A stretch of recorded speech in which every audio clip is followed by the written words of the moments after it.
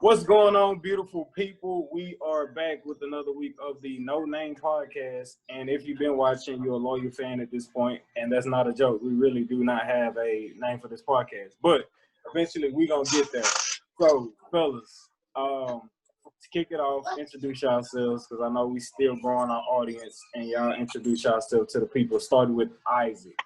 Man, it's your boy Shine Hard Izzo, and that's Instagram, Twitter, anything you could just conjure in your, beautiful mind that God gave you, man. Let's go. Let's get it. Your boy Sedacious, man, motherfucking Live the Rapper, a.k.a. T-Tyler, a.k.a. the trippiest of them all. I'm all about the love, the shiny things, and smiles, and being humble and having humility, and loving people and being a vessel for God. On to you, Donette. All right. It's Black Peace, man. You know, the bald-headed one. You know, bald and proud, baby. You know how we do. Definitely give you that open-minded opinion every single time, baby. Live and direct. Yo, and I am Edward McFarland Jr. That's what my mama named me. Named after a great black man, and that being my father. And you can follow me at Emax Stacks for all your latest sports coverage, whether that's pros, whether that's college, whether that's high school. And so, appreciate y'all tuning in again. We got some great conversation. Y'all know Christian is going to come on for the football segment. But without further ado, fellas, let's get into this culture. That boy, 21, dropped his album, Savage Mode 2, a couple days ago. Was that Friday or something like that? Thursday or Friday, last Friday. Darnell, you got into the chat first when it dropped because you had something on your chest that you wanted to express here on this stage. I see you reaching for the glasses already. Go ahead and bring us into that world of Savage Mode 2. All right. First of all, I'm going to give you a quick little synopsis on Savage Mode 2. Savage Mode 2 is exactly what you expect. It's exactly Savage fucking mode. No doubt about it. When I listened to it, the tempo was a little bit more higher than the previous one, and it gave you a little bit more of that, like where he is now in his life. Now back to the point where my friend Edward was talking about. It's two particular parts. It's the interlude, and then there's the actual song. The interlude is actually more deeper than the song itself. The interlude is with Morgan Freeman himself. He's narrating snitches and rats, the difference between the two, and also the difference between a person. Exactly. He's also pointing out. He's also pointing out the fact that even just a normal civilian, pointing out a situation is not a snitch. That means the criminals were sloppy. It has nothing to do with snitching. Also, the fact that snitches are more of compensation. They're looking to get more of a benefit to benefit themselves. And a tangible benefit, right? A tangible benefit. Exactly. Monetary, cash, monetarily, Yeah, then you got your downhole rats, which are disloyal, which are not to be trusted at all, which I'm going to quickly circulate back to, which 21 has said that he is not directly at 6ix9ine, but this is why I say people hate 6ix9ine. The fact that he is a rat, he was involved in something, and at the end of the day, he was supposed to be loyal, and he turned disloyal. No matter if disloyalty happened to him first, you decide to fight disloyalty with more disloyalty, which is always a wrong. And that's the whole breakdown with the whole snitches and rats. The song is fire also. Just like Edward was saying, the snitches and rats, they all get, shot, all that good stuff. Yeah, man, definitely a good little album, real quick. Actually, before I even started getting bored of the album, it was over, bro. That's straight like that. I'm kicking the Isaac on this. I know he ready for it. Oh man, what can I say about Savage, man? Well, first off, he the second Savage to me. Not saying he's second in this savagely ranked, but man, I'm from Texas, man. Texas, Louisiana, man. That first Savage was Webby, for me, and that's Savage like 1, 2, and 3. After that, kind of stopped listening to the Savage Life, but respect. Man.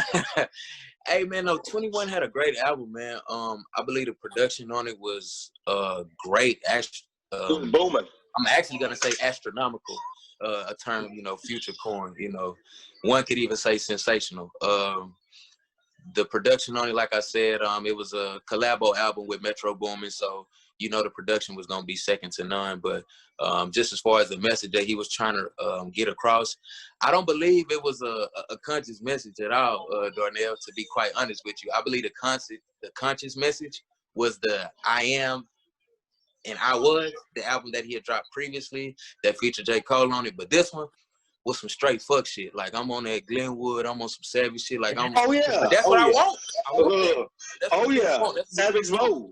yeah, exactly, right. You know, it's a very Oh, fitting yeah. name. So, I think it was, you know, a lot of dark beats, a lot of interchangeable parts as far as just content of what he was talking about. But man, it was a great album, top to bottom. I mean, when you got Morgan Freeman narrating your album, Yeah. man, Morgan Freeman ain't hopping on no bullshit, man. So hey, Yeah. man, shout out to 21. It was a good album, man, for sure. What's your take on it, Live? Haven't heard it yet. I'm not gonna lie to you guys. Thanks for keeping it real. Yeah, so moving on. With that fact of, with that fact of, go ahead. But with that fact of, I don't deny he came hard. I mean, I wouldn't be surprised that he came hard. I mean, that's just, yeah, it's pause. 21 Savage.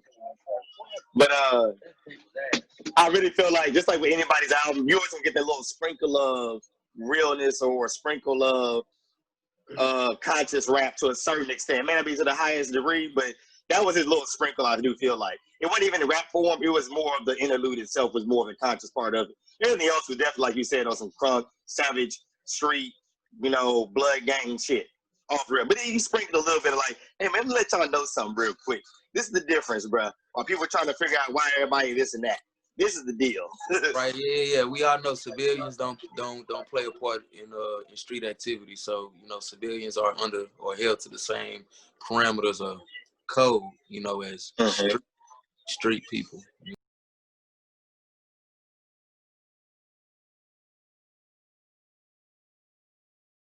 Then like I double back to try to like live with it a little bit, like, you know, for the day. And I was just like, I personally appreciated the album because like you have to like really like listen intently to 21. Like, yeah, he like with the guns and shit, he with the rah-rah, but like if you really, really like pay attention, like he be talking to you. And so like from, you know, you think about his situation and like what he went through with, you know, being you know, being from the UK and so forth. And it was just like, yo, bro, he said in his rhymes, like, I ain't had no social security or nothing. Like, I couldn't get no job, no paperwork to go apply for no job because I didn't have the documents to say I can work illegally in the U.S. That's why I'm out here stealing, robbing, and doing what I got to do. You know what I'm saying? Then you wonder why, you know, niggas out here doing the shit they doing. This is one of the reasons why. Yeah, like I had information and so on and so forth. These are the options that I were given to do what I had. I had no choice. You know what I'm saying? So like, it gives, you know, it just gives a little bit of insight on there. I think my favorite song so far is Brand New Draco. Brand New Draco is hard. You got a couple like the Glock in my lap and sliding. Sliding hitting too, Isaac. Sliding hitting too. Yeah. Nah, bro, he has some bars. Well, he always got bars, but what I like about his bars is he don't really set you up for a punchline. He just gonna give you the bar and keep on moving with it. You know what I'm saying?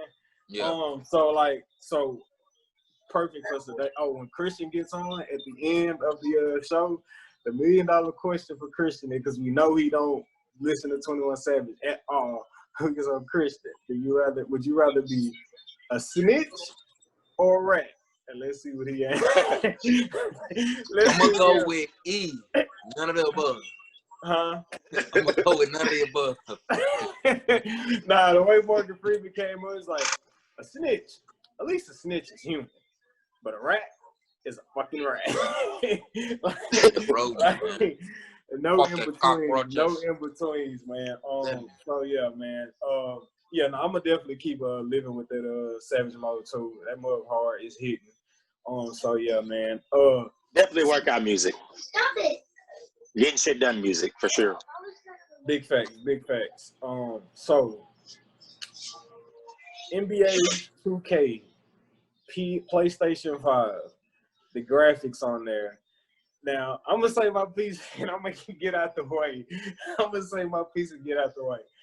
As I was watching these highlights, as I was watching this promo or whatever, y'all tell me y'all agree or disagree. I feel like they always show you these green screen, graphics, animated graphics that you're never really going to see the detail of in the actual game. Like showing me how beautiful the ball looks, showing me the sweat dripping off the player's face, showing me how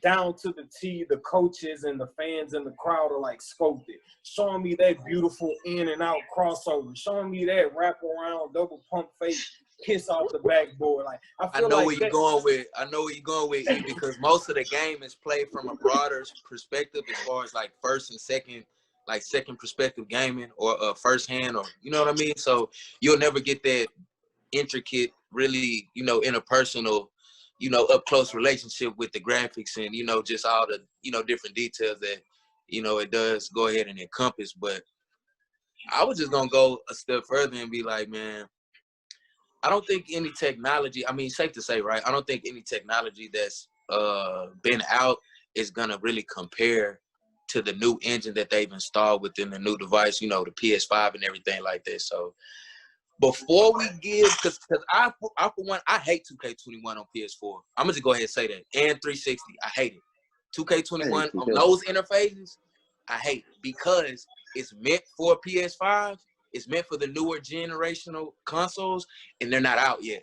So it's having to succumb to the, the interface of an older system it doesn't have the reworked graphics within it already, because it's not apt to go ahead and show it in that, multi-dimensional type of aspect. So I think we gotta hold off judgment, so to speak, on it just a little bit until the actual PS5 come out. But from what they showed, man, the graphics were next level, as they always do. I feel like 2K be selling wolf tickets every year. Bro, that's what I'm saying though. I'm still gonna buy it though. They gonna show you that it looks beautiful, but you're not even really gonna be able to appreciate that gameplay, like why it is that you're playing. At most, hopefully, like you saying, like it's really meant for like the PS5. Like at most, when you talk about like those graphics and them trying to ooh and awe you, like hopefully the gameplay is just smoother on PS5 than it is on 360 and like PS4. Because I personally myself don't like. I think it's like trash. The gameplay on it's not gonna be. I'm going to go ahead and correct you. Here we go. Say Xbox One 360 is 2 generations ago, brother.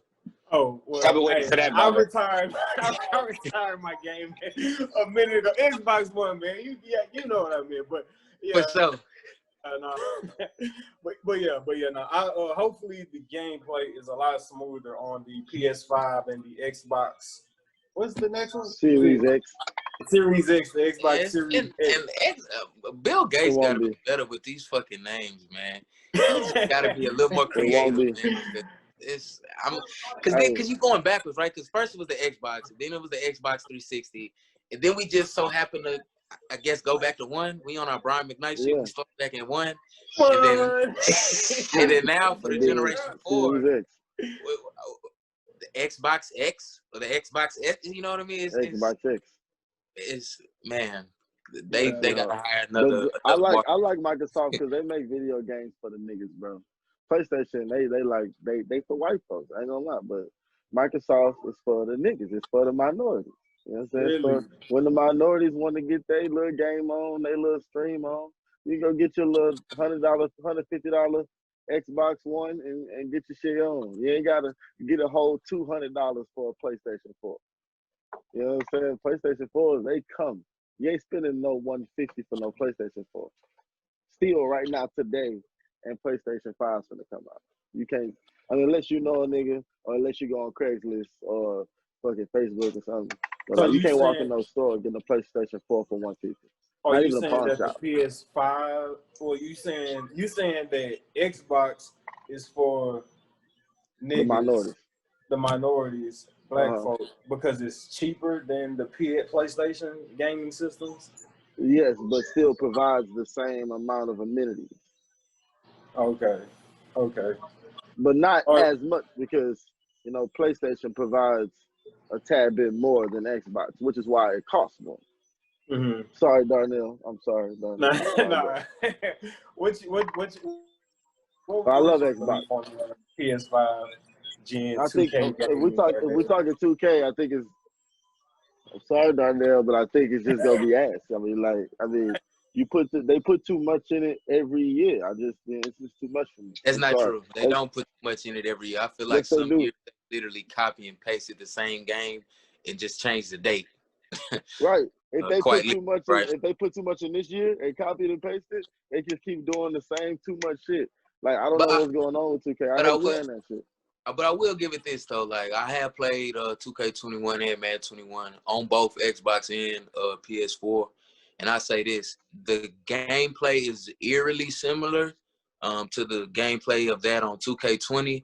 But the only reason I'll give it, cause to pause is because it's not on the new interface and the new, actual system. It's designated to be played on because they're literally building those new games, those new generational graphic games. They're building for the newer console. So kind of got a halt judgment on it just a little bit, but I mean, hopefully they step their shit up and it's actually worth it. Which I actually think it'll work out. I think it'll be good.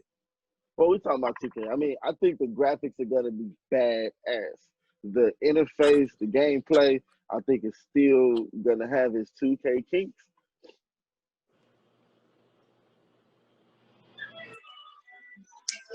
But the shots go in a little bit more on this 2K21 than they ever did. Yeah, man, and I guess my last little take about 2K, man. And they try to overcompensate each year by trying to add some grand new big change to the game. And I think the change on 2K21 is NBA 2K21 is the shot meter, and where you have to actually have shot aiming, and then I'm like, what? Come on, man! Your coach told you when you learn how to shoot the ball, son, shoot. We ain't aiming. You shoot. So it's like you muscle memory, baby. Muscle memory. Man, come on. So what the hell is shot aiming?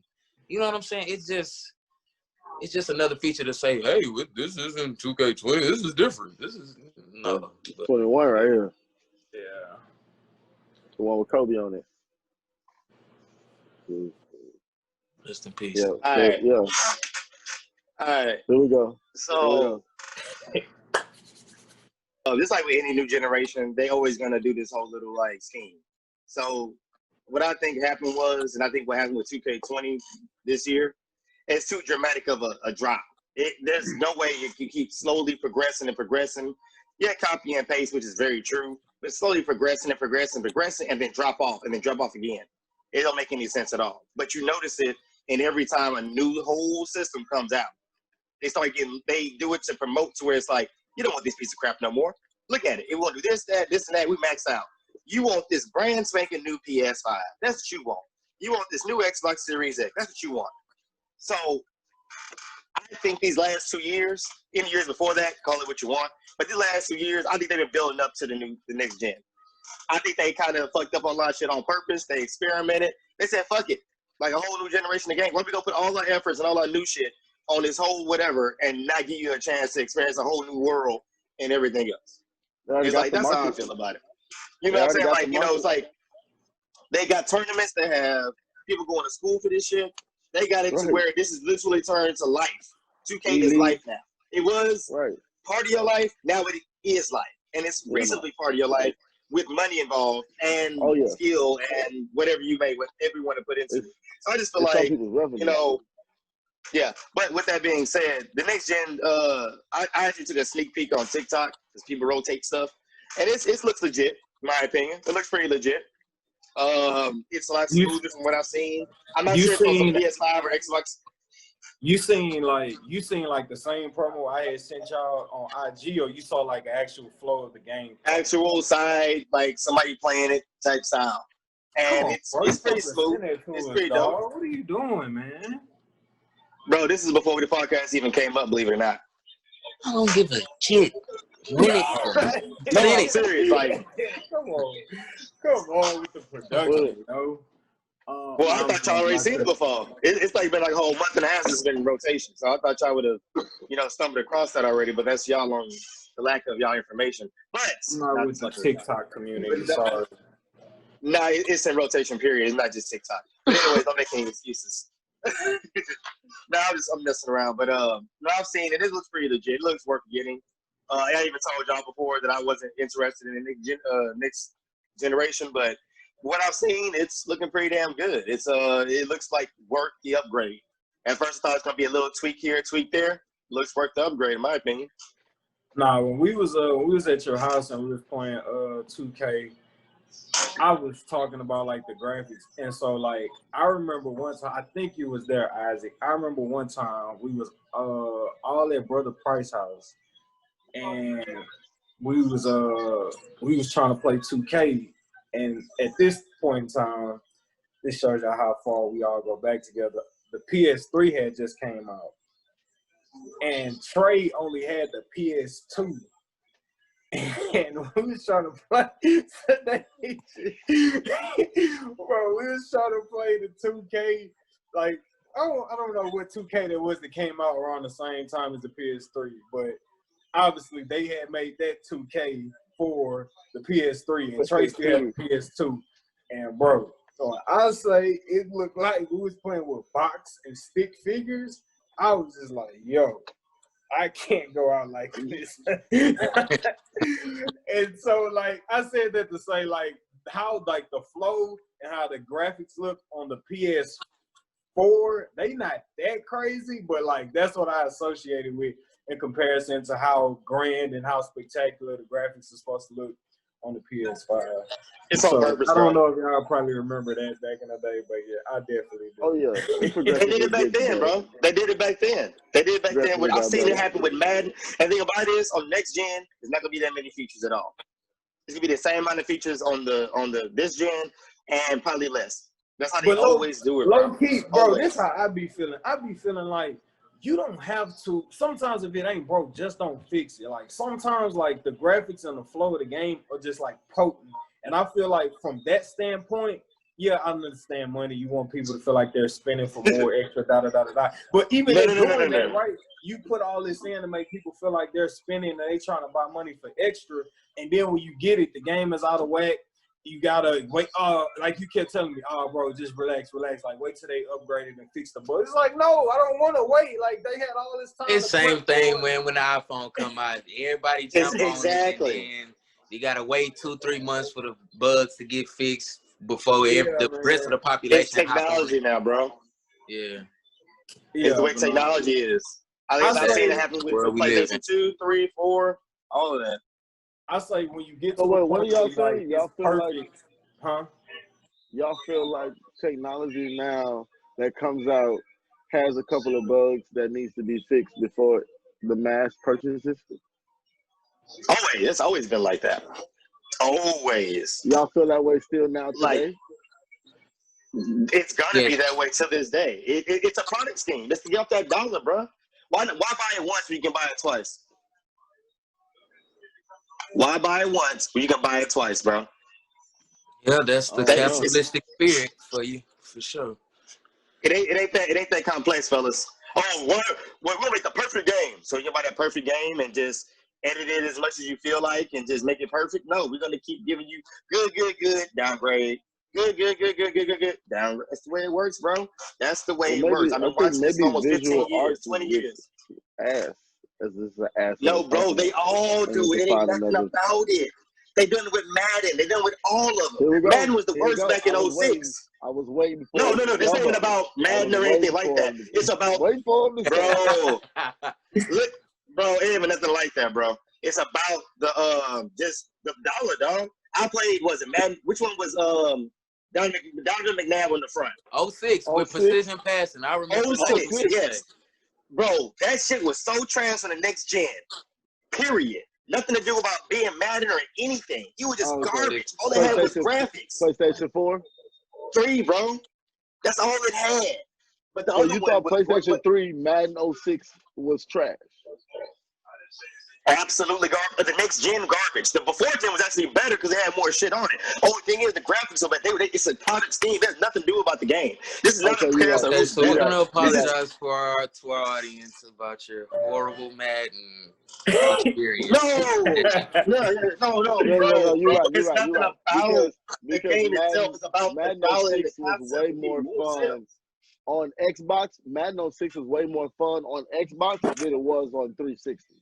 It was I don't know. It was just something about it. Bro, that's what I'm saying. It has nothing to do with the generation. It's just, bro, it's about them trying to get you to spend more dollars on a new game, bro. They keep giving you the same game, copy and paste. They got to figure out different ways and the schemes. That's the way it is. It's the way it always has been, bro. I've been watching this for 15, 20 years, bro. I've been playing games like, bro, this is the exact same game as, and It's just, funny, yeah. like, what the fuck? You know what I'm saying? Like, what the fuck?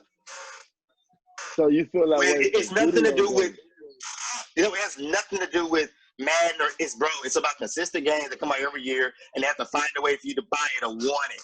They have to, dude. If you already got the system and it's dope already, why buy the next gen? No, this sucks. This sucks. This sucks. No, buy the next gen. It's the way products always work, bro. That's the way it always is. Supply and demand. Period. That's the way it. Like, I'm not saying. I understand what you're saying. You're basically just saying like that same theory of like, why sell them the cure? Why sell, like, if you're sick, why sell them the cure? And then they not. That's it, bro. I understand what you're saying. 2 years from now, we can have the discussion on what's better or not. Get it to a point where it's like the gameplay is crystal clear and it's perfect and it's smooth, and then build off like those finer details for us to appreciate within the game. That's what I'm saying. Right. I don't know if that's realistic, but hey. It's not. Yeah. So speaking of 2K, but it's not gonna happen. I wonder how many people. I know what I used to do when I was like diehard, like true and blue religious gamer. If my team either lost or I didn't like the way a game went, like I would like go get my own personal revenge by either going to go hoop at the park, or if I couldn't, I was gonna get on the game and beat that team ass myself. Yes, sir. I gotta do it. All right, so I'm gonna get that frustration out one way or another. So I wonder how many Laker fans after Game 3, after the Heat lost, I wonder how many Laker fans probably like actually like went to their Xbox One or their PS4 and kind of like took their frustration out. Who probably wanted a sweep, maybe possibly. I was extremely pissed off when they lost, but I will say this.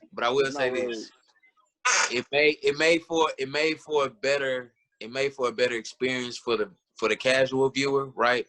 Who just automatically dismisses the NBA anyway because America is still heavily dominated by football and NFL on Sundays and everything like that. But I will say that number is actually kind of coming down, and basketball is making a surge.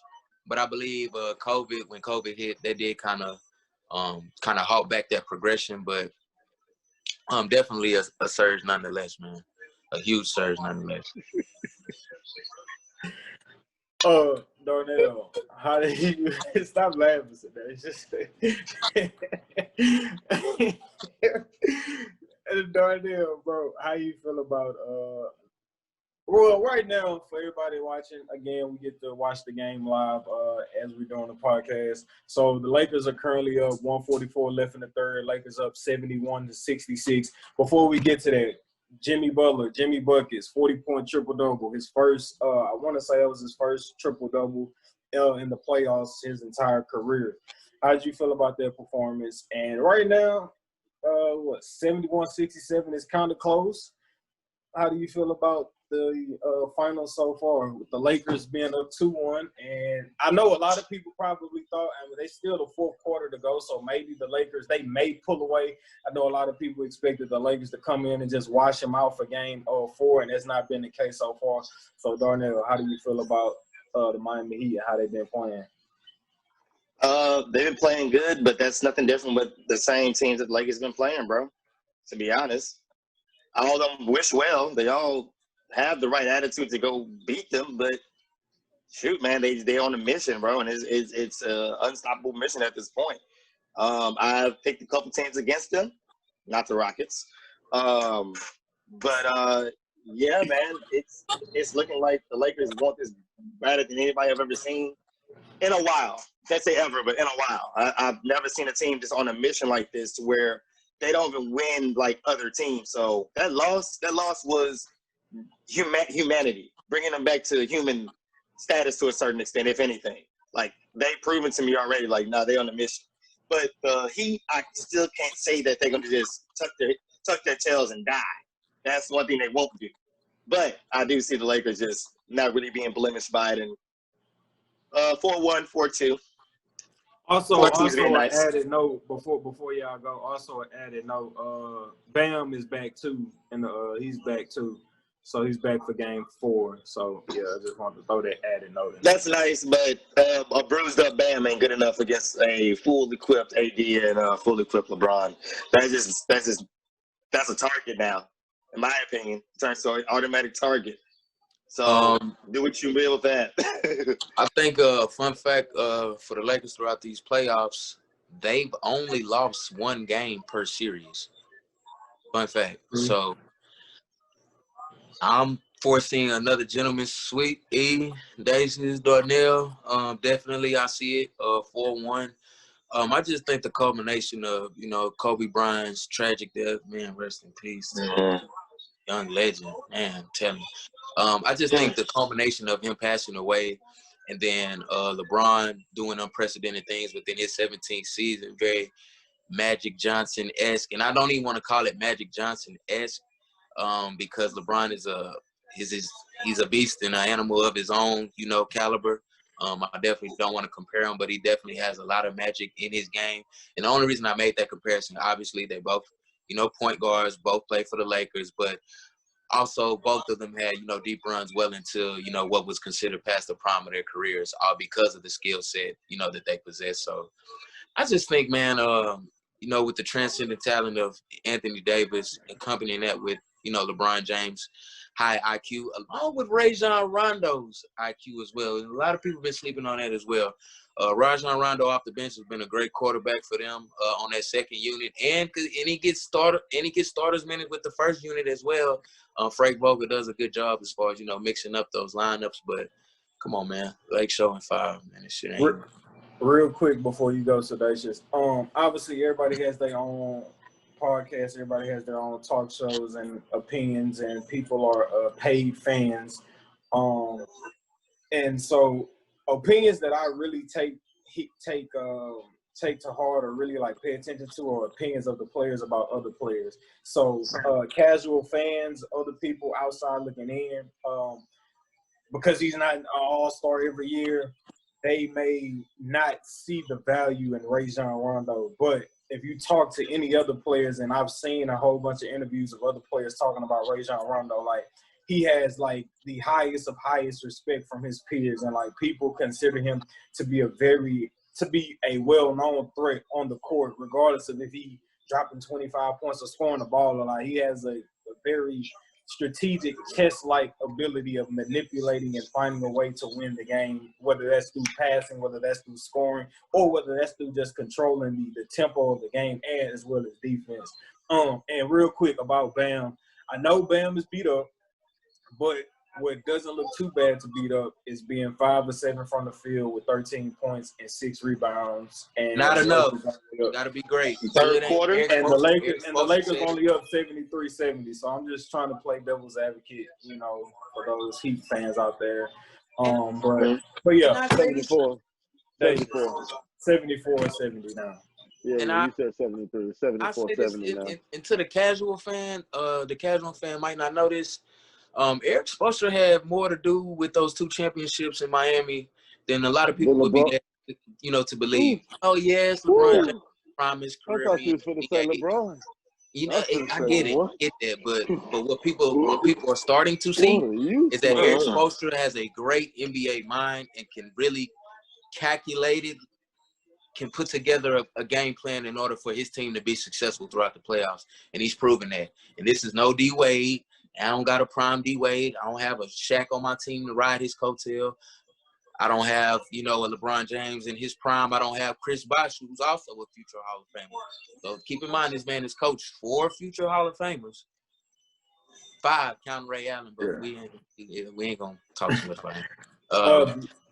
But yeah, man, the coaching has been better than people, have been led to believe, and I think that's what we kind of seeing unfold right now with the competitiveness and the closeness of this game. Eric Spoelstra is going to coach them. His coaching isn't going to put them out of games. It's going to quite literally do the opposite and keep them in. So, and Jimmy Butler ain't no scrub, man. A lot of people, I actually had money on the Heat making it to the finals, through the Bucks or whoever, the East. It won't be enough. It just won't be enough. They won't win this finals, but I had them getting. You know, so Yeah. No. shout out to the Heat, Still man. LeBron got James. that money. Formidable opponent. They They still got you paid. yeah. Like, come on, like the Miami Heat are no better than the Denver Nuggets to me. I'm sorry. And then LeBron and them just had to get it together. I mean, you know what I'm saying, get their head out their ass and like really hold in and win that series. And the same thing is gonna happen. Whether it happens in one, whether it happens in two, you know what I'm saying? Like, I mean, Oh, whether damn, it they could happens do with series Miami on that. taking one game or taking two games or 3 games, they take 3 games to game 7, and they still not gonna win. I ain't But gonna that's lie, not they getting that. get to a game 7, this shit It's start not looking going. a It's not little going that different. far. I'm just saying. But A I don't game think it's going seven, to. a game 7, because this is going to another one of my questions was going to be if the Heat were to win tonight and it's tied 2-2, how would you feel? But I know y'all would still feel confident in the Lakers. But hypothetically, game 7, I would Lakers trust would be- LeBron to bring that out, to like bring that to the promised land. But a game 7 though, anything can happen though. No, see, LeBron's the type that if they Anything win can tonight, happen. they don't win again.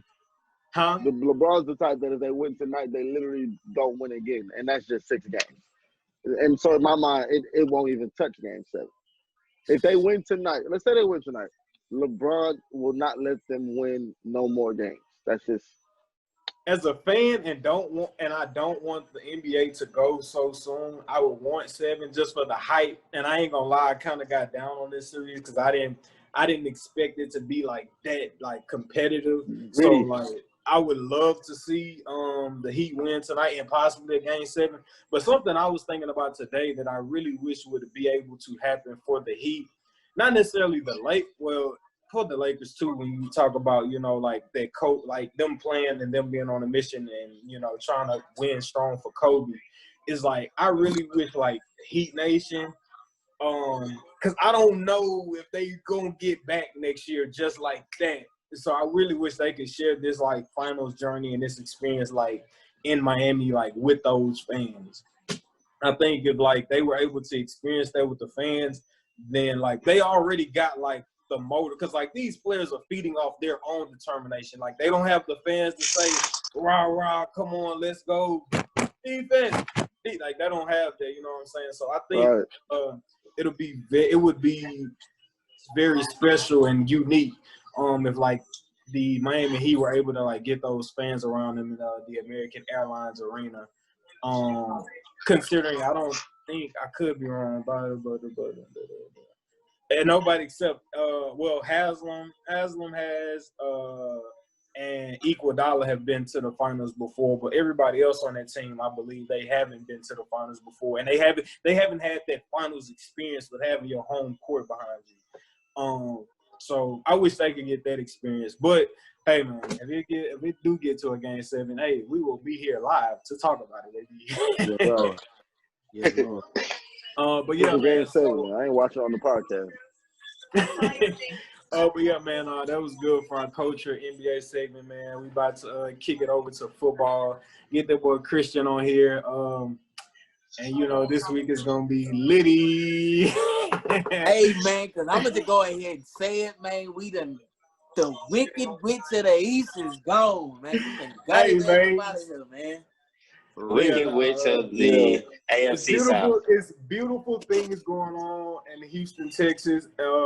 And as you all know, Christian likes to rain on boys parade. So I was talking to him on the phone, and he was just like, "Hey, man, I hope you done partying, because I got some reasons for you to not party so hard no more."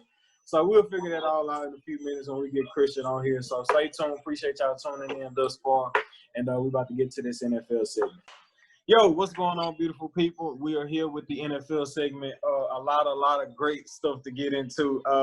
Y'all know Coach Johnson is blasphemous. He always saying some slick shit out his mouth in regards to our teams and who it is we're rooting for. But nonetheless, he is a very smart and wise man when it comes to the game of football.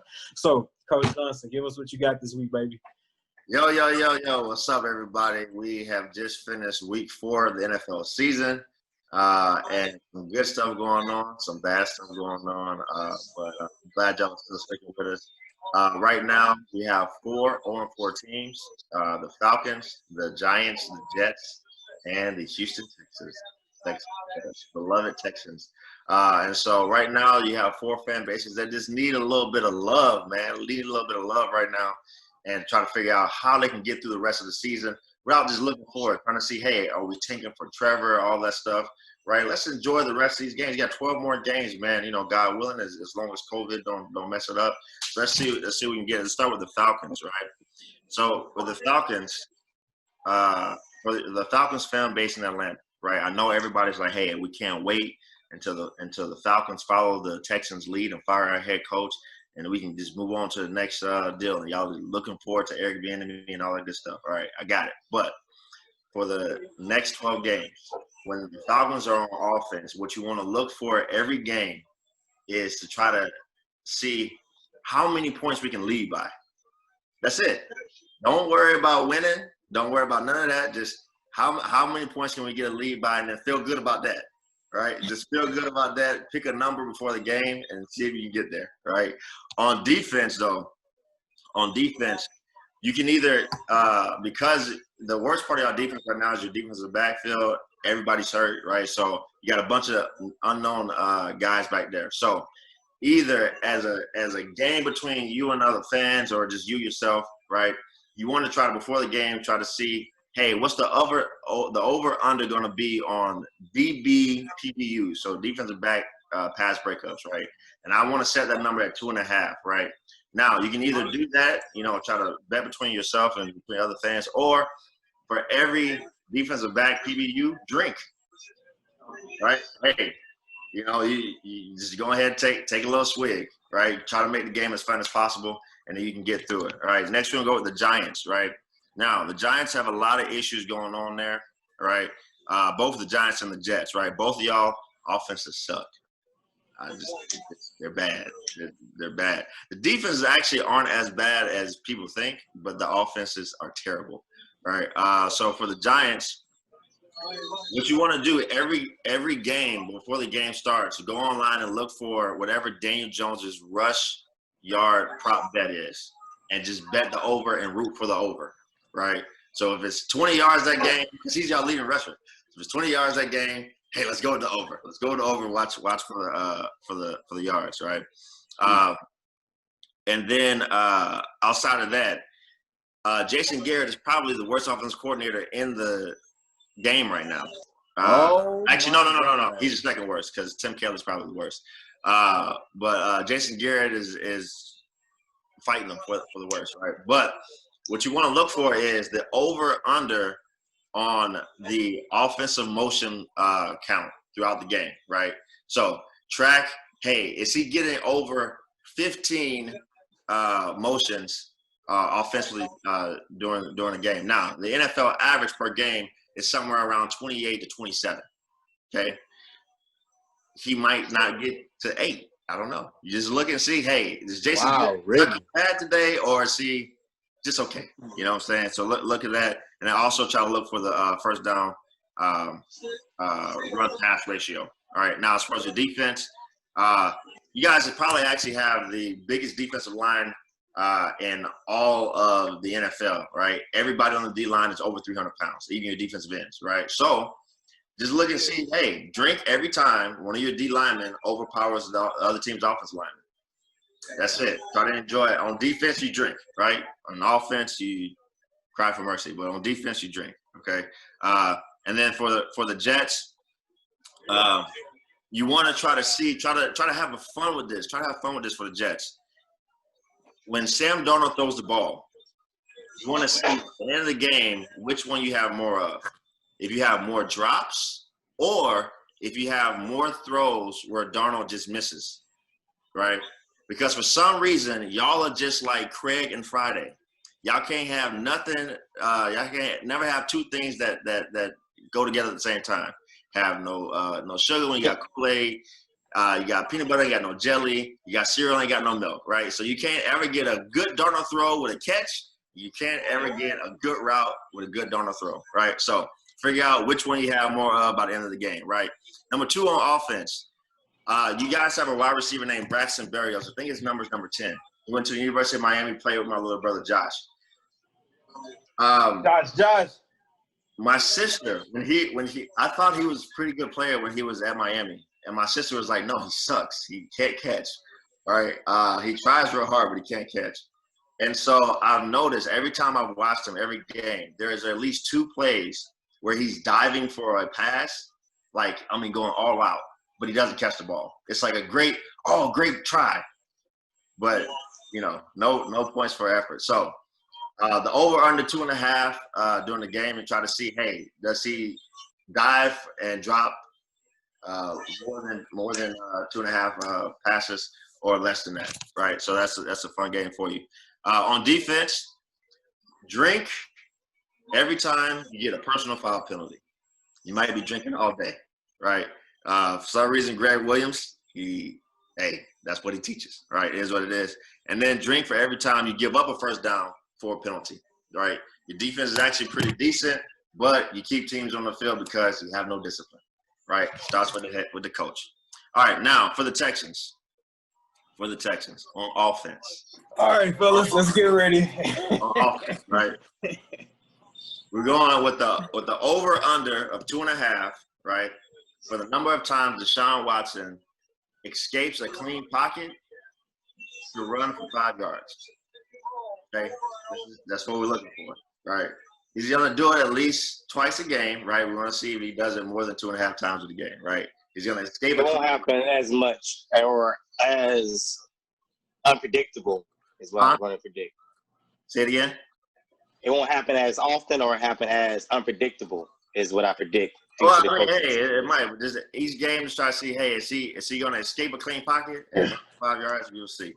Before in his career, he might escape it and run for 20 or 30, but right now it just seems like this year he's running for 5, right? So that's what we're looking for on offense, right? Nothing else really exciting going on offense for the Texans right now, so just play that game. On defense, we want to see number of missed tackles, okay? All right, we're going to set the number at 6.5 and see, hey, can we get an under? Christian, I'm sorry. Go ahead. It's nothing to celebrate, not even a make-believe celebrate. Have fun with it, man. No, I don't care to have fun because we've been miserable for so. I'm not going to celebrate how bad you are. No, you're not celebrating it. It's like, hey, I'm taking a shot. I gotta laugh because I don't want to cry. So you either I don't want a fucking participation trophy. I'll cry. Take a shot. I'll cry. All right, so that's my thing. For the fans of all 4 teams, how you can have some fun during the games. Look for those different things and see what's going on. That was good, bro. Hope y'all fans. I would like them to win. That you feel me, Darnell? Like I want to go. It's gonna happen. I want to drink to a dub. Oh, real quick, Christian. Real quick. Out of all those, well, never mind. You're gonna get to that at the end. Never mind. Okay. Keep going. All right. So, all right, we'll get to Bill O'Brien. Turn up. Hey, man, boys have been said. Isaac, do your free at last again, bro. Man, the wicked witch of the AFC South is fucking gone, man. I'm so glad this dude, man. Okay, so for starters, I've been calling for this man's job for a couple years now. It's going on. I feel like one could even say probably, a bit farther back from that, because it doesn't take a genius to see the writing on the wall that the mediocrity that he was producing, and I say mediocrity as in you're producing the same results, right? We'll win a division, and we'll win the wild card playoff seeding, but the divisional round is where we go home. Everybody knows that. And quite frankly, and quite frankly, the reason we got there probably wasn't because of you. It was probably because in spite of you, right? So basically, we're getting rid of one of our own worst enemies, somebody who was quite literally reverse engineering our success for a bevy of reasons that we'll probably get into briefly. But Christian, free at last. Thank God Almighty. Christian, before you go, get in there, Darnell. Do you have a piece to speak? There's 2 big points, and I'm gonna drop these real quick. There's 2 big points that I noticed this man needs to be fired or needs to be looked at. three years ago, it was a goal line play, I believe, against I want to say the Titans, and it was a drive. And I literally watched this man, Watson, look over, do the play, look over to the sideline and say, look what I did. That's your play. The moment he did that, I said he needs to be out because we have a specimen of a quarterback, top tier, soon to be, for any debaters. And you're going to put this guy in situations where he's not happy, when it's just obvious of you're not exploiting his talent. You know what I'm saying? That's one point. The second point is wanting to be fired. You don't you don't do a fake punt when you have a three possession game in your hands in a championship situation, in a division situation. You don't do that. You don't do a fake punt. There's no point at their house with the fact that knowing they can beat you. You don't do that. That's just dumb. Absolutely, utterly dumb. There's no other word. Idiotic. I think the retarded, idea there was stupid. I think the idea, just to briefly piggyback, and I say brief. I think the idea was to kind of compete and put up as many points as Kansas City. So I don't blame him for the vigor in wanting to do so. I just question the timing of it because he could have definitely did that on an earlier down when he was actually within the red zone, and he elected to kick. But when you're on your own, when you're in your own territory, you drop your nuts. Which is but can you also agree this is in the same category as Pete Carroll in the Super Bowl? Different conversation. Can you say that's in the same category? I'm not even gonna touch that's, in my opinion, that's how I take it. It's like, dude, we have everything in our way. Why would we even question? There's no point. Yeah, they have a chance to come back. But we're not going to give them an opportunity on a risque play to be able to gain momentum in their house and one of the hardest places to play in the NFL. You just don't do that. You just don't do it. And that's why I say once that happened, I was then off the O'Brien train for sure. Cut off all chains. There's no helping this man at all. I have always subscribed to the fact. I can't tell you at what point. It's been our head coach for 7 years. I've probably been done with him after year 3. I have always subscribed to this. I feel like I can call plays better for the Houston Texans with the Madden playbook than Bill O'Brien calls for them on the offensive end. Like I truly feel that way, and that may sound utterly disrespectful, but I've always felt like that, my G. And he finally gone. I know. There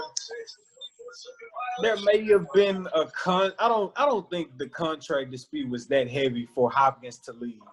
I just only think had we made this move a year in advance, could we possibly still have Hopkins? Unfortunately, that wasn't the case. Hopkins, I believe your contract with the Cardinals, Arizona, is only for 2 years. After those 2 years, we hope that Deshaun will still be ascending into his prime. Come back and fuck with his player. We miss you. Nope, we need you, my boy. Absolutely. And as an incentive, O'Brien won't be there. You're still loved. You still have a special place in our heart. So please come back after year 2. After your year 2 with the Arizona Cardinals. And that's how I feel about the Texans. I'm super duper happy O'Brien is finally gone. I know, Luke, you tweeted out wish bad on no man. I feel you and I respect you from that regard. But if we just talking about being fans, if you just allow us to be fans, yes, we don't want to wish bad on no man. But as a fan, we're happy that O'Brien is no longer our head coach. And most importantly, no longer our GM. Thank you. Christian, we know you're about to be disrespectful, so we're going to ask you to respectfully tread lightly. The floor is yours. I mean, I said last week they need to fire him. I gave my reasons why. So I said I'm not upset at all. Yeah. I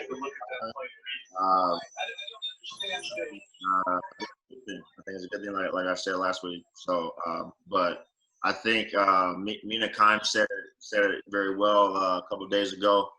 Or yesterday when they did the firing, that this was more of him being fired because of his work as a GM and his work as a coach.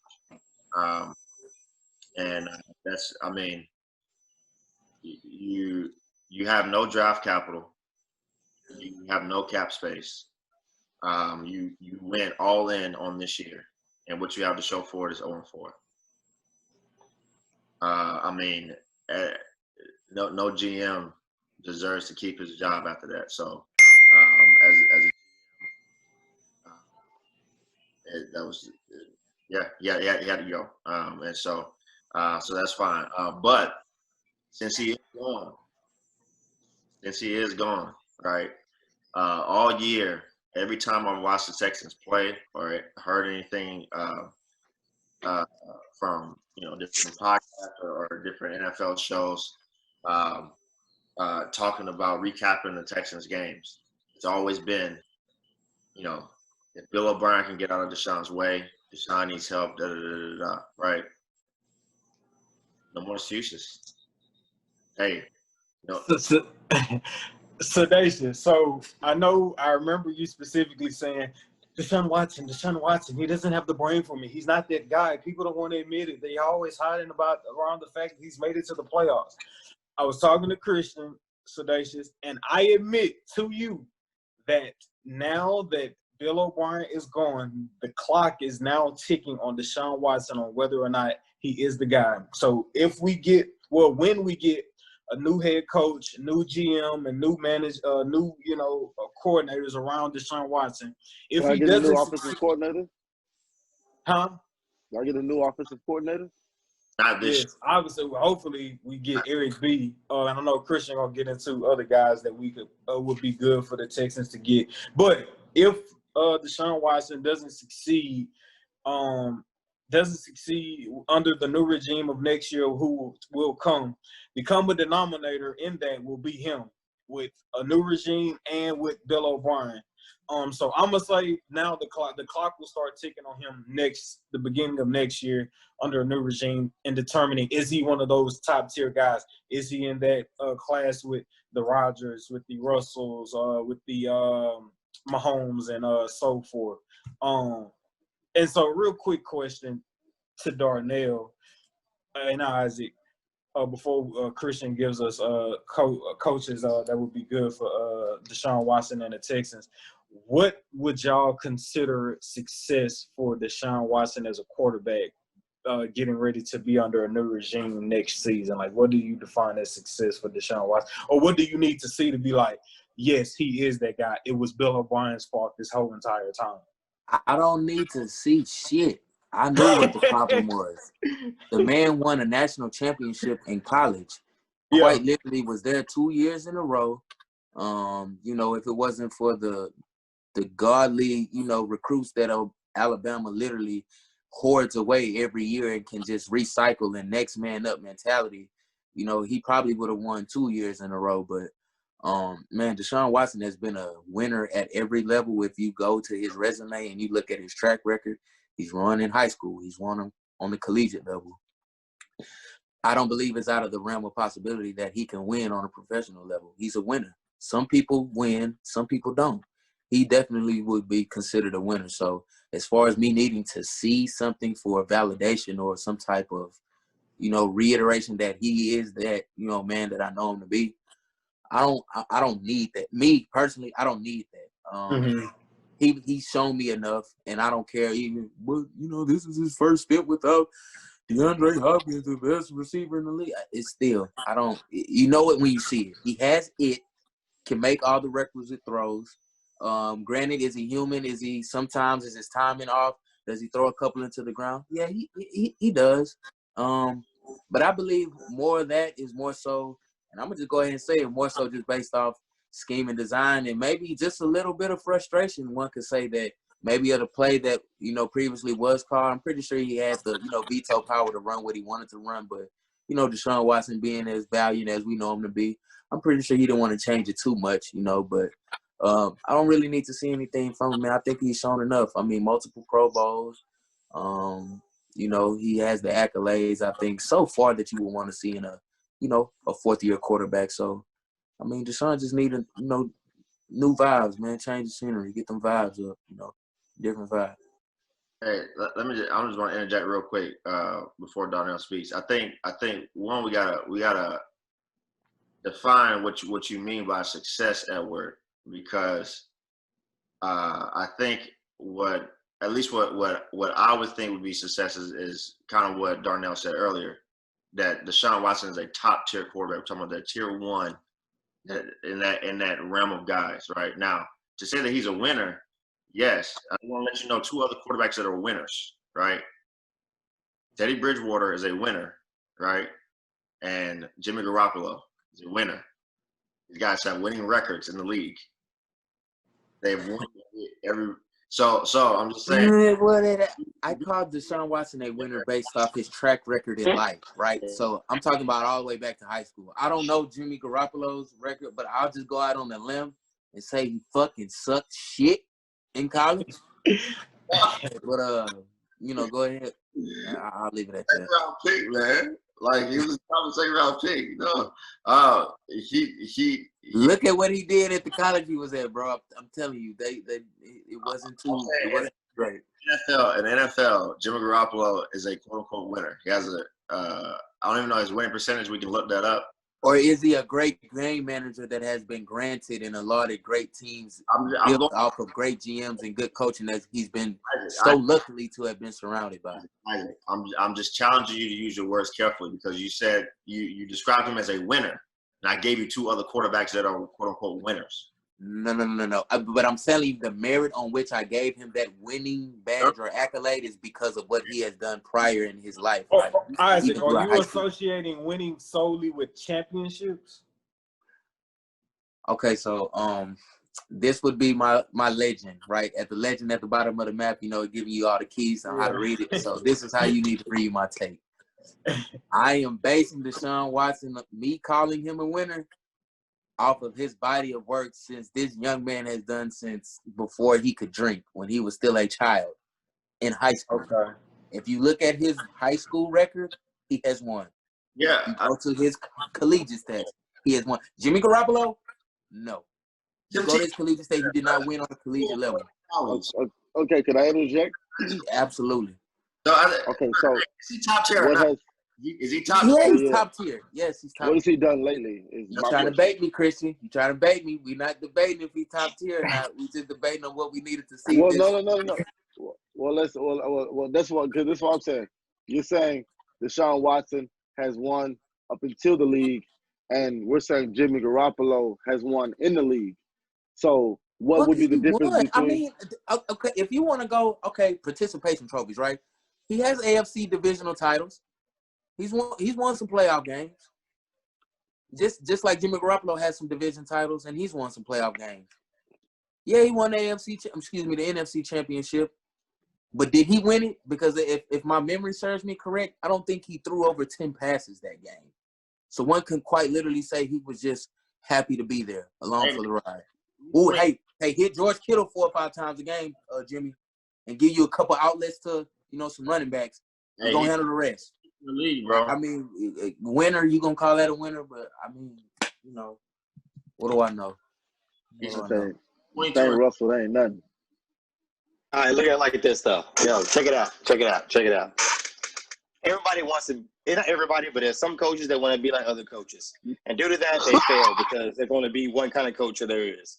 With that being said, Bill O'Brien wants to be Bill Belichick so bad, but Bill Belichick so bad. Great value may be an understatement. He wants to be, because think about it is overstatement. Bill Belichick, listen, check me out. Bill Belichick is a dictator, but he's a loved dictator. Which is very, very rare possible. He can tell you what to do, be that guy, and get respect out of it. There's no questions asked. Either you get with it or you lost. That's what Bill O'Brien wants to be so fucking bad, but he doesn't understand the concept of it, of why and what makes him cut people and so on and so forth. With that being said, we have a dictator. Nobody's going to overmind that dictator. Like I said with the comment earlier, is at some point with Deshaun Watson looking at the sideline like, dude, there goes your fucking play. Now what? It's like, no. Now that Bill O'Brien is gone, that dictator is gone, there's that option of, Deshaun, what do you want to do? What do you think is good? I give him the brain. I give him the chance on his brain based on the fact of him being able to pull the Texans out of shit constant times and being known for pulling them out of shit. constant times, no matter what, whether it's a scramble, whether it's a pass, whether it's a free, no matter what it takes, he's gonna find a way to help us win. With O'Brien calling the shots, O'Brien wants to be able to be like, you know what, I called that. I'm pretty sure those chances when we won, it's over 50% of the time. Watch it. Bill O'Brien said, "You do it. You bring us out this shit, since I can't fucking win. You bring us out," and he has done it. And that's what it looks like too. Scrambles, passes that plays that don't look like they're even built up as a whole scheme. It's like, no, dude, win us this fucking game. And that's what he's been doing. But now you have the opportunity that dictator's out of there, get an actual coach in there who's actually going to work with his quarterback, talk to his quarterback, bond with his quarterback. Even when he supported Bill O'Brien, he sounded like a fucking puppet. And that hurt my feelings, bro. When he said, "Well, I support my coach's decisions," I'm like, Deshaun, seriously? You're hurting me, bro. You're hurting me. I Hey understand man, you he's gotta do just what you doing gotta that to do, save but face you're when he hurting do me. that, Darnell, man. But It's just of it's course. political at that point, right? Because he can't Exactly. But it shouldn't obviously have to can't be come at out and that be point like, at man, all. fuck what he got going. He dumb and don't know what the hell he doing. I should have It audible shouldn't have to, 80% of to what he get to that called, but point. I didn't. Exactly. It shouldn't have to come to that point to even Right. keep questioning you. It should be like, you know what? We lost. There is no finger pointing. There should be no, we lost. There's no I defend my, nope, we fucking lost. There's not defend my coach. There's no point in bringing it up. You bringing it up is putting that guilt on O'Brien of like, yeah, he's the one calling it, but I still back him up. You know what I'm saying? It's like when he said that shit, when he played Kansas City after we lost, I was just like, dude, after a guaranteed win that we gave up, you're saying you believe in this coach? That hurt. As a Texans fan, that hurt me, dog. I almost broke out in tears, bro. I'm like, Deshaun, I get that you're the quarterback, brother, but you got just no comment. I have nothing to say. You can't say I back him up. Not with that kind of decision making, brother. No words sorry. is sometimes a mouthful, Darnell. So That's enough. Sometimes Just go. less That is more. Sometimes I'm less just is saying more. though, you got to think about it. I mean, he between a rock and a hard place, but I get what you're saying. You frustrated. Zip it up. No Dude, comment. Darnell, are you like Isaac and you seeing what you are already what you need to see to know that he's top tier? You don't need to see any more. Yes, man. Yeah.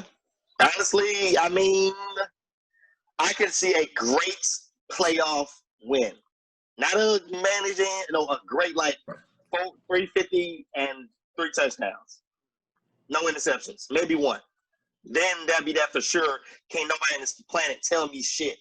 That's my quarterback. Leave him alone. He's gonna be the greatest. But right now he's top. He's questionably top tier. When he actually makes that big ass impact in the playoffs, it's like hands fucking down. Like, dude, shut the fuck up. And it's gonna happen now. He has the opportunity to do it now. Not this year maybe, but he can do it now. Performance against the Bills last year was that great performance? You talking about It against was- the Bills? Yeah, in the playoff. Well, And the Bills were against the good, but it was Bills, just wasn't. he was 20 for 25, 247 yards and 1 touchdown. Not enough. That one to impact. because he running a bullshit offense by a bullshit person who's no longer affecting us with his bullshit. That's when get numbers. I Christian, made it work. Take us into your coaches. Before we go there, I'm gonna state it like I told Edward. I think Deshaun Watson probably can be a top tier quarterback he is right now. I don't think that he's shown us enough throughout his career that he is. I think that he gives us every game at least 5 of the best highlights that we've ever seen. And the thing is, those highlights are so great that we put them in our mind and we think that, man, that's the whole game. But then we don't pay attention to the other 30 dropbacks. We don't pay attention to the 30 dropbacks where he does skip a ball, where he leaves the pocket too early, where he holds on to the ball, where there's a guy coming open and he doesn't throw it. It happens way too often for him to be a top-tier quarterback. Now, even on plays when it was schemed up right, even on plays when the line is blocking right, I've only heard 2 people criticize him at all and even question if he is a top tier guy, because I think everyone is scared to question it because there's a bunch of groupthink going on in NFL media. The one person was the guy who was calling his last game, Greg Jennings, and he pointed out a couple of times, why didn't Deshaun change the protection? Why? Hey, Brandon Cooks was coming open. Why didn't he throw it? Why did he leave the pocket there? He kept asking that throughout the broadcast. He's an NFL receiver who is good in the NFL, who knows offense, and he kept asking it throughout the entire broadcast. Neither of the other announcers, made comments on it, but he kept asking it because he's like, dang, I'm expecting you to do this because I think you are this guy, and you're not. You're not doing what I expect you to do. And then the only other person I've heard in the NFL media really question him was Pete Prisco yesterday. He was talking about the Jags playing them, and he was like, I don't know if Deshaun Watson is the guy. Because Pete Prisco thinks that you have to have that generational talent. So he's thinking that Deshaun Watson is not the generational talent. Now, when I criticize Deshaun Watson, I'm not saying that he's not a good quarterback. I think he is a good quarterback. I think he can win a Super Bowl, right? Just because of what I think a team can do around a good quarterback. I just do not think that he right now is a top-tier quarterback. I think he can be. I think those highlight plays that he makes all the time, that gets us so excited. If he made those more often and he didn't have the F-ups on the other plays, I mean, man, sky's the limit. So, but I'm not sure. I am not sure if he's a top-tier quarterback. So because of that, Cal McNair has two really important things that he needs to do right now, right? The number one thing that he should have done as soon as he decided, hey, Bill O'Brien is gone, he should have called Eric Bieniemy and said, Eric, give me a number. Give me a number. We got our guy, right? Just give me a number, and you'll be the head coach and follow it, right? The reason why I say that is because I don't think Deshaun Watson is that top-tier quarterback.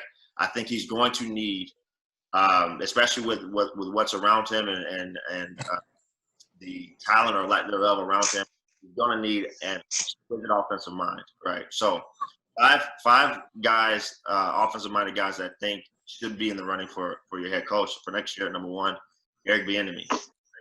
Enough said. Okay, he shows it every week with the things that he does with Patrick Mahomes and the different wrinkles that they put inside the offense. That I think he can come in and be splash pad. So we got that there. Number two, Josh McDaniels. Probably maybe the number three offensive mind in at least top four offensive mind in the league. I want no more Patriot way in my Texans organization. But I'm out. I'm out. I'm out on the Patriots way. Don't bring this shit today. I got you. I understand it. But the man knows how to scheme things over. He knows how to make. Hey, what if we get Josh McDaniels and he bring Bill O'Brien back? I think they got a rule or something. Hey, man. They gonna be like, Josh, you want this dog? What do you think about Marvin? He's out. Your boy's out. Yeah. He's done.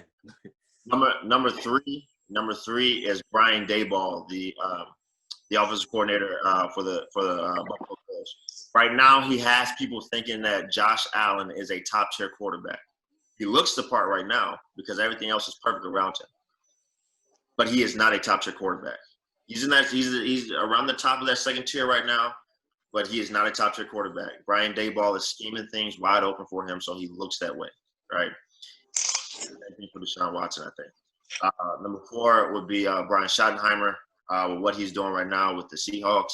Yes, Russ is amazing, but Brian Schottenheimer is scheming up some things that are amazing right now, and I think he can do the same for the Texans. And number five, Joe Brady, the offensive coordinator for the Carolina Panthers, who was the OC last year for the LSU Tigers. He's only 31, but man, this is the next big thing. So you get in on the ground floor, deal, and they can grow together. But I think that's what the Texans should do. as far as head coaching jobs? Y'all have any thoughts on that list?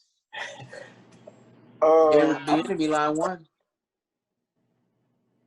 Yeah, no, I'm on the Eric Bieniemy campaign, bro. Like, I don't fight you with none of that. I'm on the Eric Bieniemy campaign, man. I got you. Yeah. So here's what I think Deshaun Watson should do, though, right? So that's what the Texans should do. Here's what Deshaun Watson should do. Deshaun Watson has a no trade clause in his contract. He just has to be traded, right? He just has to be traded. Now, this is just – I'm not talking about for the organization. I'm talking about just for him. He should have to be traded. Why? They have no draft capital left, and they have no like the first and second round pick for next year. What you just said? They have no draft capital. I said he should ask to get traded. They have no draft capital. The talent What are you talking about, bro? they have no. This is what I think Deshaun Watson for his so that he can have the best career possible. He needs to get away from the Texans. All right, bro. We're gonna meet you real quick. All right, we winding it down, baby. Thank y'all for coming out. If I were him, hey, it's not great. You don't have any cap space to bring anybody. All right, y'all. So, that nigga smoking dope on this podcast. Bro, Isaac, this nigga smoking crack cocaine. I don't know what he's smoking, but I damn near need some of that shit. No. Hey, bro. No. Okay. I was like, all I heard was, I was like, Deshaun Watson don't have no trade clause. And I'm like, okay. And then he said he should actually be traded. And I'm like, he's still talking. He's still on mute. We can't hear that nigga. And I was just like, What the no trade clause does is it prevents the Texans from. I don't know how you got unmuted. But look, bro. Can you unmute this man? Bro, why would he say something like that, bro? Man, unmute him. Oh my! I hope the he leaves for like Deshaun. No, he literally said Hey, Deshaun Watson hella should get far disrespectful. away from the Texans. He literally That's hella said that. disrespectful. Isaac, did you hear him, bro? He said that, right? Oh, y'all ass. Y'all heard this hoe. Bro, Wait. unmute this man. You said Deshaun Watson should get far away from the Texans, right? Yes. Let me ask you this: if you were a quarterback, right? Fine. Would you want to be on the Texans team inside the organization right now? With the offensive line they have, with the running back they have, with the receivers they have, would you say, hey, I can't answer your question as a player. I'm a fan, bro. As a fan.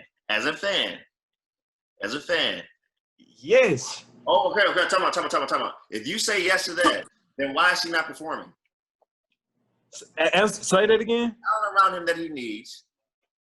He has a talent around him that he needs. Right. The only thing that was wrong was the play calling. Where you still got the same play calling as. Bro, that's the answer. That's why he's not performing, because of the play calling. So you said get rid of Deshaun Watson because he don't have all the pieces around him? No. I did not say get rid of him.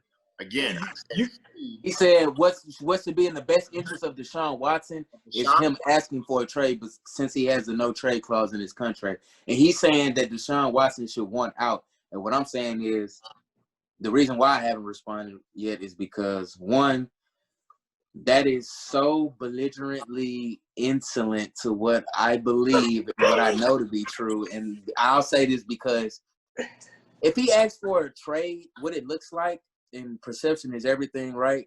It looks like that's the quitter's way out, right? It looks like that's the easy way out for me to – I understand you got to be about you. This is your career. You only get one of these, right?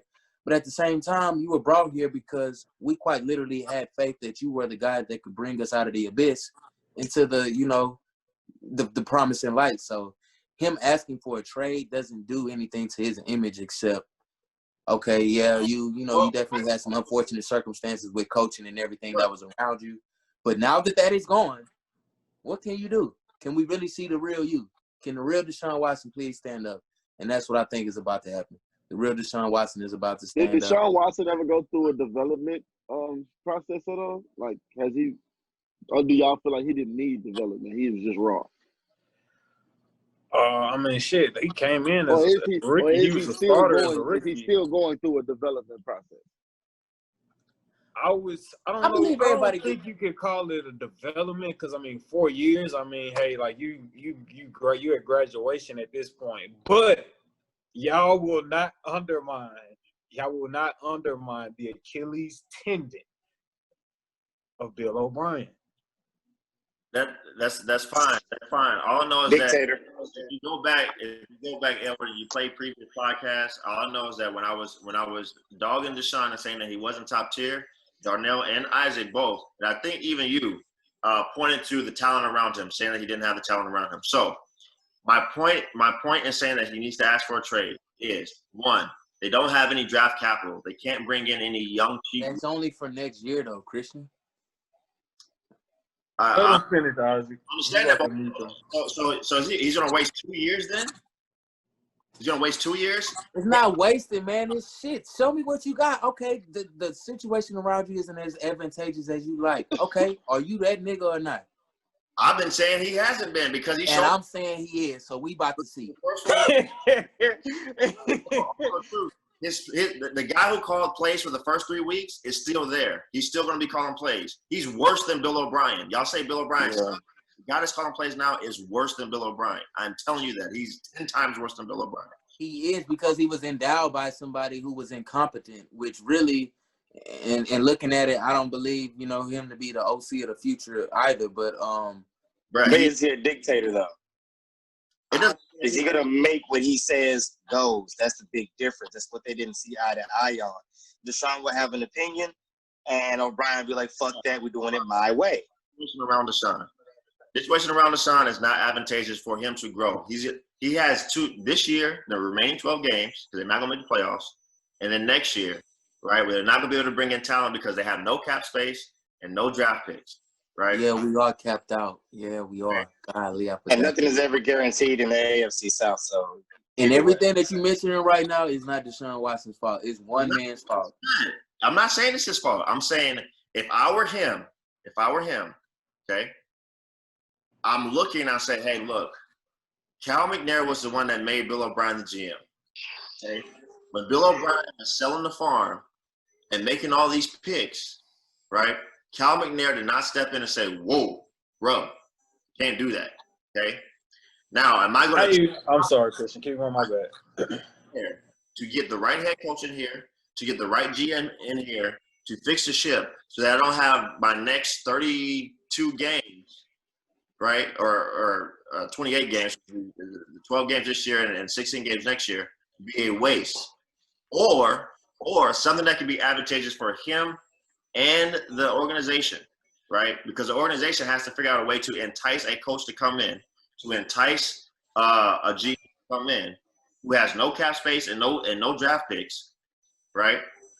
Hey, look, either you got your quarterback, right, or the quarterback says, "Hey, look, I don't want to be here.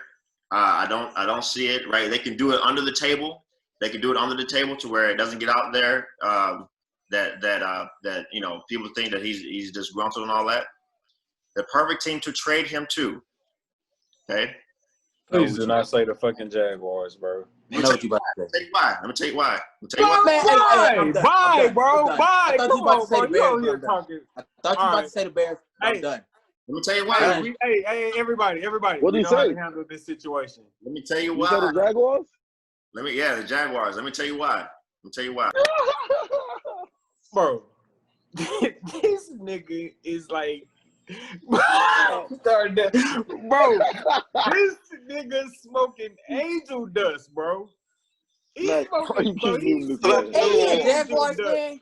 Matter of fact, Answer my look, we question. talked about 21 Savage today, bro. He said, I don't give him smoke, I give him embalming fluid. That's what Christian is smoking tonight, bro. Embalming Let me fluid. ask you a You question. know they call Let me ask you a it question. they call it wet. He's sure son. sticking it out. Wait, fellas. Let me ask you a question. Do you really feel like you got the unleashed true Deshaun Watson under the dictatorship of Bill O'Brien? Oh, Answer that's that the question. whole point, Darnell. We about to see. No, you're fine. You're fine. Christian, do you really feel like you got to see the true abilities of everything he brings to the table with O'Brien dictating him? Don't know. Let me finish my point first before we get into, because we jumping around. Right?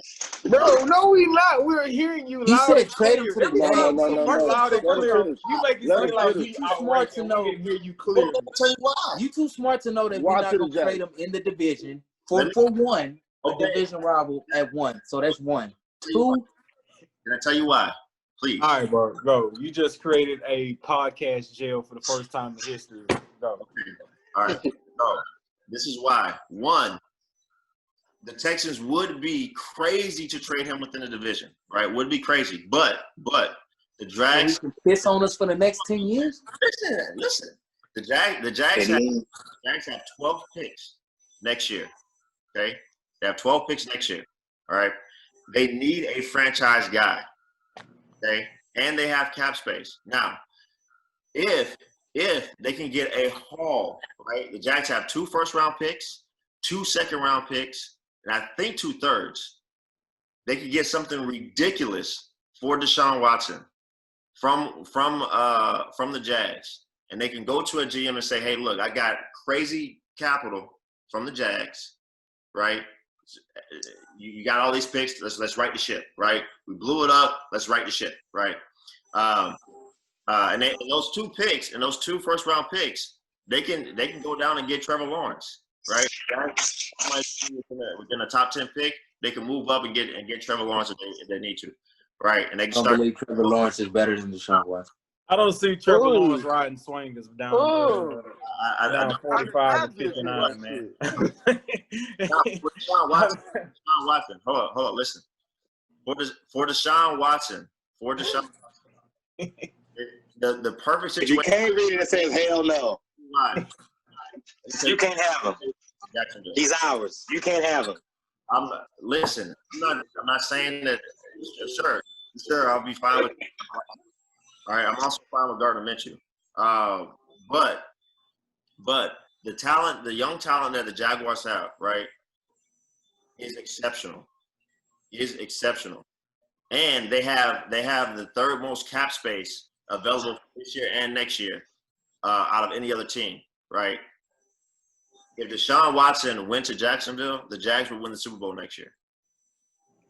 So he's trying to game us to get our player who he said is not top tier so he can go to the Super Bowl. Listen. Fuck out of here, bro.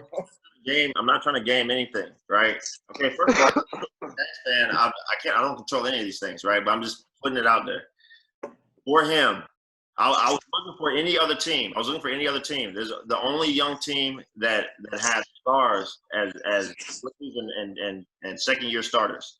And a lot of cap space they can bring in veterans that are proven players. This is the only team that's available with a lot of draft capital that could trade for him, right? So that there. Now, to answer Darnell's question, do I think that Deshaun reached all that he could be under Bill O'Brien? No, but I think he showed us enough. That for me to say that he is not a top tier guy right now, because Darnell, Isaac, and Edward, we have seen other quarterbacks who are top tier, right? Again, you gotta think about it. We're not comparing him to Derek Carr. We're not comparing him to Jimmy G. We're not comparing him to Jared Goff. We are comparing him to Russell Wilson and Aaron Rodgers, right? Aaron Rodgers, without a great head coach, without great talent around him, has always been exceptional. He has always been in the conversation without a doubt. As soon as That's because before Patrick Mahomes got in the league, Aaron Rodgers was the most talented quarterback the NFL has ever seen. Hold up. Exactly. Without great stuff around him, he has always been, without a doubt, in that quarterbacks in the league, right? He's on fire right now. Top 2. But are they letting him be Aaron Rodgers? Lakers won too, by the way. Oh, Lake Show 3-1. Are they letting him be Aaron Rodgers? Have you seen the Packers playing? I ain't gonna lie. I seen them playing last night, and I was I think they damn. I ain't gonna scored the lie, the most. They Packers look scored the amazing. most points. They scored the most Yeah, points out of it. I'm talking about the Packers But- right now. I'm talking about under Mike McCarthy, who was not a great offensive mind, who was not a great coach, right? Without great talent around him. Aaron Rodgers was that guy year after year after year after year. Even without great But who- team, even without great coaching, right? Mike McCarthy offensive mind and Bill O'Brien offensive mind about the same. Okay, Russell Wilson also did not have great offensive talent around him or great offensive play calling. Right, has always been in the conversation for one of the top 3 quarterbacks in the league. Since especially since You disrespect Mike McCarthy like that? so we're comparing him to those guys. Those guys in his situation, without a doubt, have been top 3 You quarterbacks. disrespect Mike McCarthy like that? thing about it is Mike McCarthy's not a dictator. Mark McCarthy's not about to say it's my way or the Man, highway. Mike McCarthy got the ride Aaron Rodgers coattail. Stop mentioning Mike McCarthy. That's why your Cowboys suck. Right, exactly. But y'all want Bill O'Brien fired. Mediocre coach, mediocre talent, mediocre coach, great quarterback.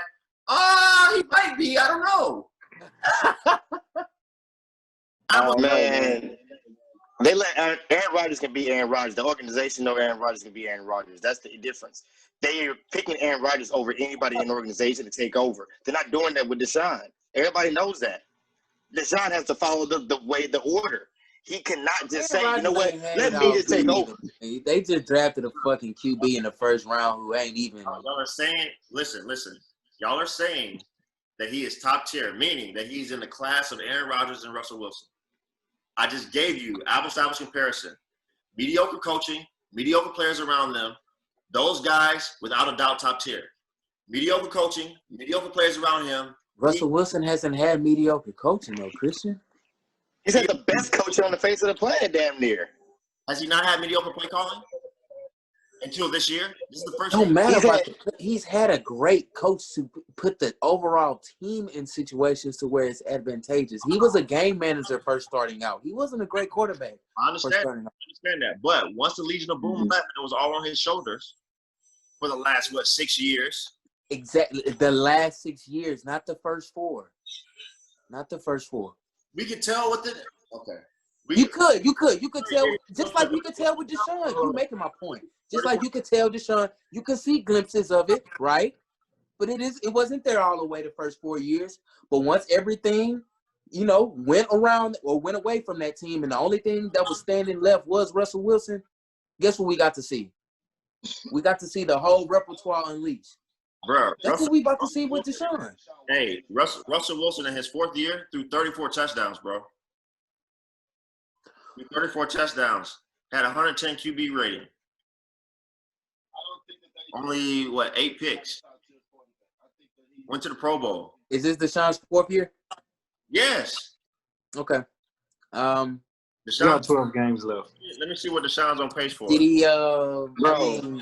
Just saying. Did he have to overcome his own coach, his own head coach? That's what I'm saying. Because you Oh, said, and like, let's not even start with the garbage. defense, because we can You do said it all like of the this OC on the was offensive garbage. side and Yeah, still I'm have talking- defense to overcome. You I'm said talking like the Seahawks OC was garbage. Offensive play calling, right?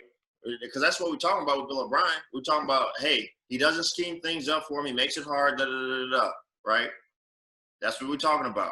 So if Bill O'Brien wasn't calling the right plays, Russell Wilson didn't have somebody calling great plays there either. Aaron Rodgers didn't have somebody calling great plays there either. But they were unquestioned in that, hey, these are top 3 guys. By their You're 4th still missing it, bro. You're still missing it. You're still missing with me. I'm trying to tell you, bro.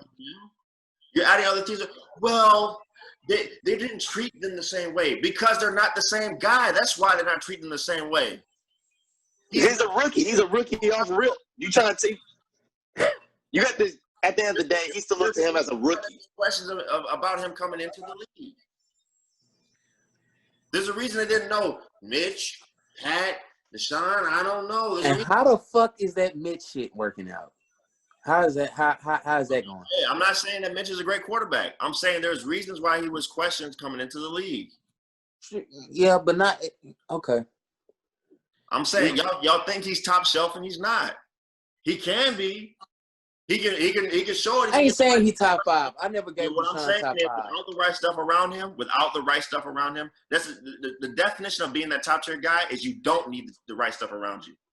And I don't think that has they. the right stuff around him. And guess what? He hasn't looked. 3 words. We will see. I don't think that they disagree that he's not a top tier quarterback. The right stuff around him always looks the part. He's not in that league. All right, so Y'all do. They agree. Y'all agree to that, right?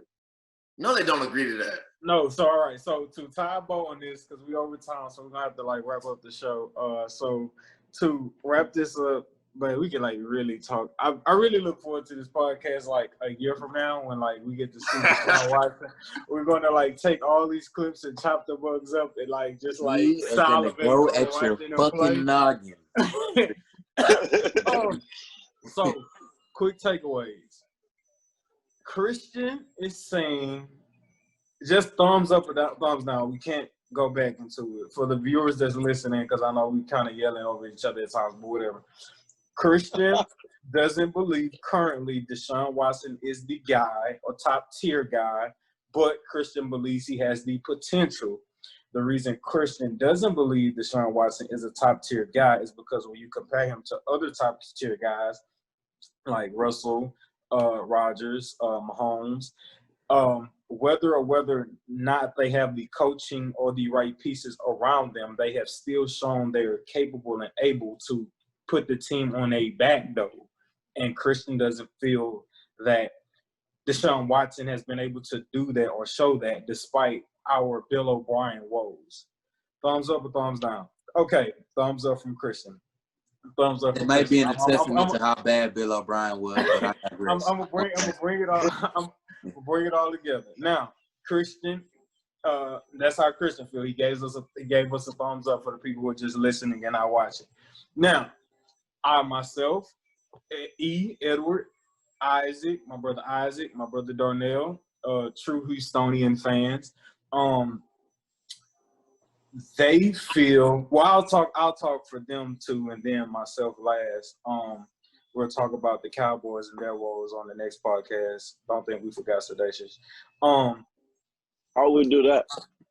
Isaac and Darnell believe that Deshaun Watson is the guy, and though Deshaun Watson has had to overcome, i.e. his own defense and his own horrible coaching, he is still the guy, and they believe true indeed he is the guy despite him having to go against his coach and his defense. Thumbs up or thumbs down, fellas? Is that not the sentiment? Or is that not the full sentiment? That's fair. Okay, Isaac and Darnell gave me a thumbs up on their sentiment. So you guys listening on the pod, you understand Christian's side. Coach Johnson, you understand Isaac and Darnell's side. I am going to say I believe in Deshaun Watson, despite also the defense. I believe in the potential of Deshaun Watson. I don't believe we've seen Deshaun Watson reach his peak. I believe he's far capable of, like, shredding the league if he has substantial coaching. Hold on, D. I got you. If he has substantial coaching. Oh, okay. You just agreeing. Okay. If he has substantial coaching. And, guys, I don't want this to start up another conversation because we got to get out of here. But our defense can be beautiful and impeccable, but our offense can be beautiful and impeccable next season, and Deshaun Watson can truly come out and let his nuts hang. But my God, as I get ready to go to sleep tonight, our defense gives me nightmares. So I don't know if Aaron Rodgers, I don't know if Russell Wilson, I don't even know if Patrick Mahomes can overcome the Texans defense if they were put in Deshaun Watson's shoes. There may be an argument or conversation for a later day, but that is my sentiment for Deshaun Watson. Guys, hey man, it was a great conversation. I love y'all. Thank y'all for tuning in. We coming back next week. Sign out, fellas, and we're going to get out of here, and we're going to get this podcast up for y'all to listen to before Sunday. All right, the Jazz are in the toilet bowl. No, we gonna X the toilet bowl because of the Deshaun Watson coming over to the Jags. So we just gonna X the toilet bowl for the day. And on that note, Black Peace, sign out. Black and Peace. Sign hard. Izzo, man. Man, You gotta out. get you a marker. Enough. You gotta get you like an artificial marker to put on your lens. Hey. Hey.